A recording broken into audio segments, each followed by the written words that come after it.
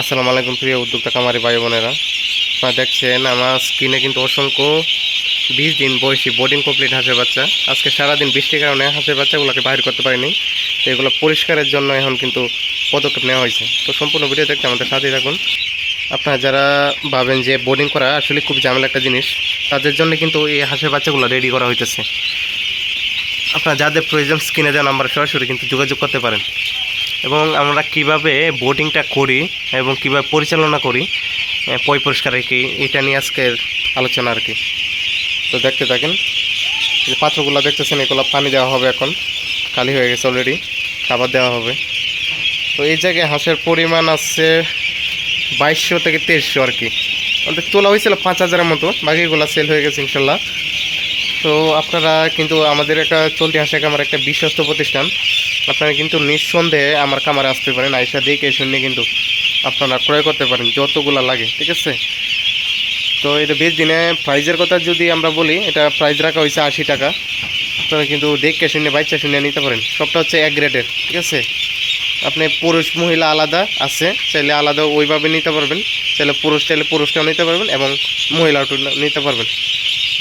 সম্পূর্ণ এক গ্রেডের এবং কতটুকু কোয়ালিটিপূর্ণ আপনারা যদি ভালোভাবে স্ক্রিনে একটু তাকান দেখেন কতটুকু অ্যাক্টিভ বাচ্চাগুলো।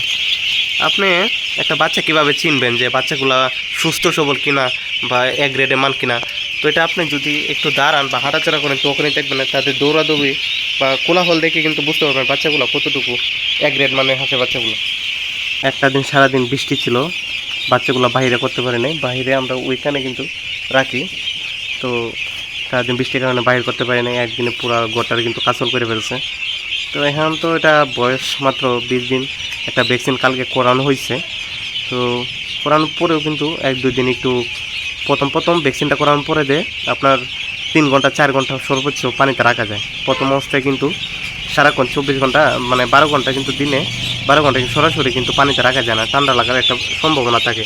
তার জন্য কিন্তু আমরা রিস্কে যাই না। তো যে বৃষ্টি হয়েছে, হালকা বৃষ্টি হয়েছে, চাইলে পানিতে রাখা যাইতো, তারপর আমরা কিন্তু রাখি নাই।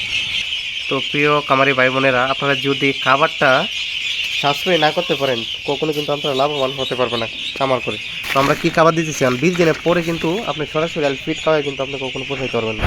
সাথে কিন্তু দেখতে পাচ্ছেন এটা হচ্ছে গম সাথে ফিট দিতেছি এবং ধানও আছে, পাশাপাশি 3টা মিলায় কিন্তু এখন দিতেছি। আপনি যেটাই দিবেন এখন কিন্তু সব খাইতে পারবে, ঠিক আছে। বাচ্চা অলরেডি মাশাআল্লাহ ভালো বড় হয়ে গেছে, গ্রোথও ভালো। তো এই কারণে এখন কিন্তু আমরা 3টা মিক্স করে একসাথে দিতেছি। তো আর কথা বাড়াচ্ছি না, তো আপনারা দেখতেই থাকেন।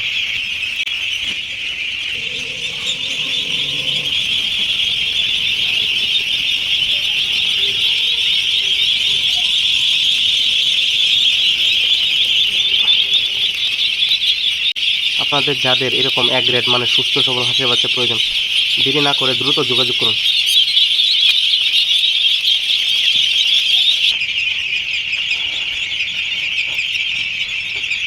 আমরা যেগুলোতে যে পাত্রগুলোতে মানে পলির মধ্যে খাবারটা দিই, এই পলিগুলো তোলা হইতেছে, এগুলো ধুয়ে পরে হচ্ছে এগুলোর মধ্যে আবার খাবার দেওয়া হবে।